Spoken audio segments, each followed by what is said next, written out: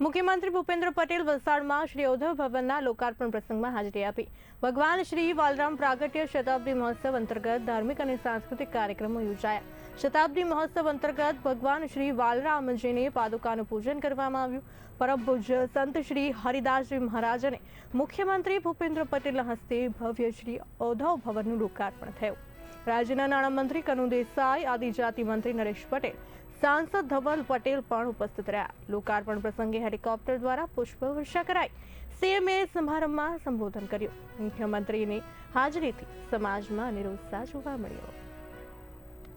श्री कच्ची भानुशाली भवनना उद्धव भवनना लोकार्पण અને ભાગવત કથાના આયોજન પ્રસંગે સમગ્ર ભાનુશાળી સમાજને અભિનંદન આપું છું અને એમની ખુમાણી અને દેશભક્તિ અને દેશ પ્રેમના લીધે એમણે સમગ્ર ભારતમાં નહીં પણ વિશ્વમાં એક ઊંચું સ્થાન પ્રાપ્ત કર્યું છે। ત્યારે વલસાડમાં એમનું આ ભવન અનેક સાંસ્કૃતિક કાર્યક્રમો અને દેશભક્તિ માટે ઘણું ઉપયોગી રહેશે એવી શુભેચ્છા આપું છું। આભાર।